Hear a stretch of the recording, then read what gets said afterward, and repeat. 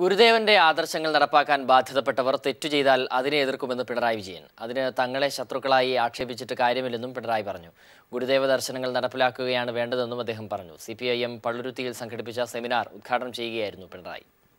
അപ്പോൾ പല മതസാരവും ഏകം എന്ന് പറഞ്ഞ ശ്രീനാരായണ ഗുരുവിനെ ഒരു മതാത്മകതയുടെ വക്താവായി ചിത്രീകരിക്കാൻ ആരും ശ്രമിക്കരുത്. ജാതി ചോദിച്ചാൽ എന്താ എന്ന് ഉറച്ച സ്വരത്തിൽ പറയുന്നത് ഗുരുവിനെ നിഷേധിക്കലും നിന്ദിക്കലുമാണ് എന്നെങ്കിലും മനസ്സിലാക്കാൻ തയ്യാറാണ്. ഞങ്ങൾക്ക് പറയാനുള്ളത്, നമ്മുടെ നാട്ടിൽ പ്രവർത്തിക്കുന്ന ശ്രീനാരായണ ഗുരു സ്ഥാപിച്ച സംഘടനയാണ്, ശ്രീനാരായണ ധർമ്മ പരിപാലനത്തിന് വേണ്ടിയുള്ള സംഘടനയാണ് SNDP. അപ്പോൾ ശ്രീനാരായണ സന്ദേശവുമായി ഏറ്റവും അധികം ബന്ധപ്പെട്ട് നിൽക്കുന്ന സംഘടനയാണ്.